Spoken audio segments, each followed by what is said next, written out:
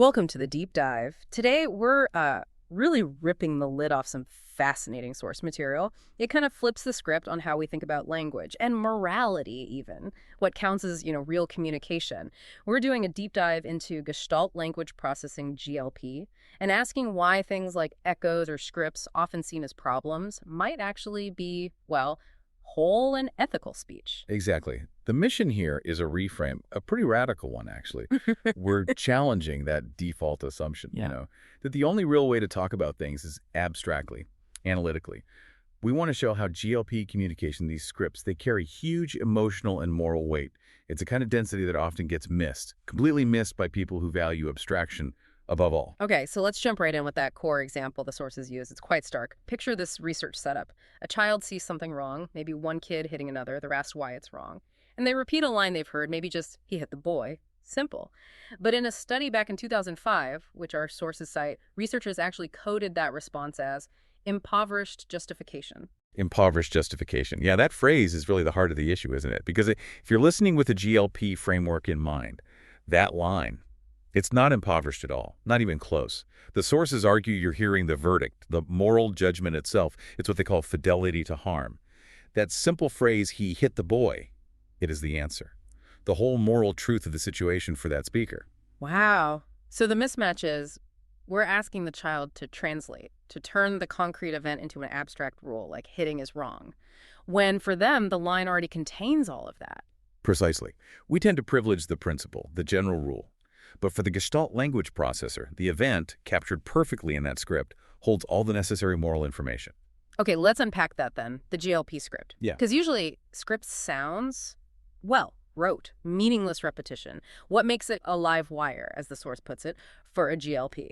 Right. So when a GLP speaker uses a script, it's not just recalling words. It's like activating a whole file from their internal archives. It's a multi-sensory thing. Yeah. A tether back to the moment those words first landed. The emotion is right there, woven in. The image, the timing, even the specific way it sounded, the prosody.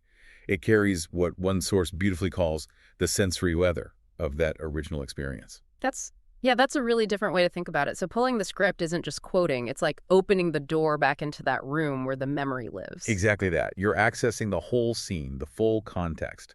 And that explains why pushing for a change too soon, demanding that immediate translation into abstract terms, can feel like someone slamming that door shut, interrupting the connection. Okay, so how does this contrast with what you called the analytic language processor, the ALP? Yes, the ALP. So generally, ALPs are trained, or maybe just tend to, move really quickly towards generalization, toward abstraction. They see different instances of something, like harm, and their instinct is to find the label, the overarching principle, harm. GLPs, though, they move differently. They guard the original shape, the contour of the language, because, as the source puts it, the contour is how we know. The specific way it was said, the context, that is the meaning. It's not just packaging. Which makes that fragment, he hit the boy, incredibly full then. It's not a broken piece. It's like a tiny concentrated vessel. The source calls it compressed ethics. All the intent, the feeling, the wrongness, it's coiled up inside that specific wording. Yes. And if you demand paraphrase right away, you risk, the sources say, severing the nerve or stripping the charge from that live wire. The GLP isn't being difficult. They're asserting that the original witnessing, captured in that line, is enough. It holds the moral weight. Repeating it is the explanation. I really like the analogy the sources brought in here. It adds a kind of cultural resonance. The Leonard Cohen move. Oh, the Cohen move. Yeah. It's such a perfect illustration of this kind of fidelity, isn't it? Cohen gets asked, what does this poem mean, and what's he do? He doesn't analyze it. He reads the poem again. And that's not being evasive or difficult. The sources argue it's faithfulness to the form that carries the meaning. GLP repetition. It's the same impulse. It's reverence for the container. The echo carries the weight without spilling it. That completely reframes it. It's not about inability, can't, but maybe closer to won't, or even must not break the form. Okay, but this misunderstanding must have real-world consequences. Let's circle back to that 2005 study you mentioned. What did it actually find beyond the justification part? Right, the Grant et al. Study. What's crucial is when they ask the autistic children to sort moral situations like, was this harm intentional or accidental? Is hurting a person worse than damaging property? They got it right. Their answers lined up perfectly with their neurotypical peers. The actual moral judgment was spot on. The only place they differed was in how they explained it. They insisted on the script, the detail. He hit the boy. That was coded as failure. So the researcher saw a deficit, maybe a lack of theory of mind or an executive function issue. But through this GLP lens, we're being asked to see it as fidelity, sticking to the form that holds the moral truth for them. Exactly. And this isn't just a childhood thing. This commitment to, let's call it linguistic integrity, it carries into adulthood, into the workplace. Think about typical office environments. There's often pressure for what the sources call small lies told for smoothness. Oh, yeah. Like pretending you're enthusiastic about some awful new policy or phrasing feedback really gently to protect someone's ego. Right. For an ALP, that might just be navigating social complexities, office politics, a bit of necessary lubricant. Yeah. But for a GLP, the source argues that kind of required distortion is like a fracture in the script, feels like poison. Once a word disconnects from the reality it archives, the system feels broken. So they resist. And that resistance, that's when they get labeled rigid, uncooperative, inflexible, not a team player. When really, what they're guarding isn't stubbornness, but the integrity of the script itself, which is tied to their sense of the world's integrity. That's the argument. It becomes inseparable. This definitely moves it beyond just a communication style difference. It sounds like a critique of, well, who gets to define morality? The source uses some pretty strong language here, calling the deficit view a colonial grid. Yes, that language is intentionally provocative. The point being made is that the supposed gold standard, that abstract, decontextual language we expect in ethics or corporate reports, isn't universal. It's presented as just one specific narrow dialect of morality, one that belongs mostly to people trained to value abstraction, often as a form of social currency. So when GLP answers get marked down or dismissed, the argument is we're not doing neutral science. We're doing epistemic governance, policing whose way of knowing counts. An epistemic land grab, that's the phrase used. Where difference is labeled defect, and this deep fidelity is just mistaken for rigidity, erasing a whole moral dialect because it doesn't fit the mold. That's the core of the critique, yes. Okay, I get the power of that critique. But I have a practical question nagging me. If we only honor the echo, the script, how do we make sure GLPs still develop the abstract thinking skills they might need?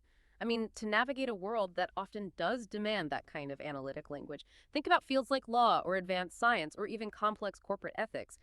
Isn't abstraction sometimes necessary? That's a really important question. And the sources aren't arguing against learning abstraction at all. It's not about limiting potential. It's about the how and the when. The argument is against forcing abstraction as the only valid output, especially early on, and especially when discussing morality or core experiences. Development for GLPs isn't about replacing scripts with abstraction. It's about building a repertoire. It's additive. The recognized stages of GLP development move from whole gestalts, like scripts, stage 1, towards eventually breaking those down into smaller, more flexible units, stage 3 and beyond, and then building original sentences, stages 5+. It's often a slower path, one that relies heavily on those initial narrative chunks. We need to respect that pathway, not try to bypass it. The goal is expanding options, not speech conversion therapy. That makes sense. It's about repertoire, not replacement. Okay, so let's bring this down to the ground. How does this thinking change things in, say, a classroom or a therapist's office? One of our sources, described as an AuDHD GLP teacher, connects this directly to the whole crisis about declining scores we hear about. Yes, this connection is critical. If, as the source estimates, maybe 40% or so of people learn language via this Gestalt pathway, and our curriculum, our testing methods, are almost entirely built for the analytic processor. Think about strict phonics first reading, or tests demanding specific essay formats for justification. Then the falling scores might not represent a decline in ability at all. They might represent systemic exclusion. It creates this huge unseen burden, what the source calls the autism tax or the GLP tax. All this extra work GLPs have to do constantly just to translate themselves and build their own scaffolds in a system not designed for them. So if the system is built for ALPs, we need a different approach for GLPs, a slower ethic of listening, the source calls it, honoring the whole gestalt. What does that actually look like day to day? Well, it means fundamentally shifting how we assess understanding. We need to assess the moral insight in its own language. That child repeating, "He hit the boy." They have given you the answer. They've identified the core moral violation. So honoring that looks like validating narrative fragments, accepting GLP-compatible ways of justifying, like circling relevant parts of a story, sequencing pictures, pointing, even acting out the beat or the feeling of the memory. We need to start recognizing prosody, the tone, the rhythm, and gesture, as valid parts of the moral explanation, too. It's not about lowering standards. It's about widening our lens for what counts as evidence of understanding. And there's even a practical protocol suggested, something clinicians or teachers could use, the morality via echo protocol. Yeah, it's quite straightforward. Step 1. When you get the echo, validate it immediately. Yes, that line, that shows the hurt. You're right, that tells me what went wrong. Step 2. Invite deepening, but inside the story, inside the script. Tell me more about that moment. What happens next? What does the boy's face look like then? Keep them anchored in the concrete experience. And step 3. Offer a bridge to abstraction, but as an addition, not a correction or replacement. Model it alongside. When someone does something hurtful on purpose like that, sometimes we use a word like intentional. It's about adding tools, building that repertoire, while always honoring the original script as valid. The implications, if this GLP framework really gets integrated, they seem huge, especially for how we approach neurodivergence therapeutically. Oh, absolutely. The sources are quite direct about this. If we start from the premise that the GLP voice, the echo, the script, is inherently whole and meaningful, well then, ABA's edifice trembles, as one source puts it. The whole model of autism as primarily behavior to be managed starts to break down, because the behavior, like echolalia, is revealed as communication, often morally charged communication. It means future research has to stop dismissing echolalia as just noise or dysfunction. We need to screen for GLP versus ALP processing styles. We need to treat echoes as potentially morally laden acts of recall. And crucially, we need to separate the accuracy of someone's moral judgment from their ability to provide abstract, metalinguistic commentary about it. So build in response modes that work for GLPs, treating read it again or show me the picture or act it out as a valid form of answering. The goal isn't to change the voice, but to, as they say, widen the microphone so we can actually hear it. Exactly. The understanding, the justice, the morality, it's often already there being expressed. We just need systems that are designed to recognize it in its native form, even when that form is a dense, emotionally packed fragment. This has been really clarifying. Yeah. It shifts the view away from language being this single ladder everyone has to climb the same way. It's more like language is a rich, dense forest with different paths through it, and that fragment, that echo, it's not a broken piece needing fixing. It's the whole thing compressed, like a seed holding the tree or a storm folded into a single drop of rain. We just need to recognize the echo is the full answer in its own terms. And that recognition isn't just about communication, it's about power. It's about governance. The sources really push this idea. When our systems demand conformity to one specific script, the analytic one, they're basically policing whose morality gets to count, whose experiences are considered valid. So maybe the final thought for you listening is this. If maybe 40% of people learn and speak Gestalter, what valuable ways of knowing, feeling, and communicating might you be overlooking?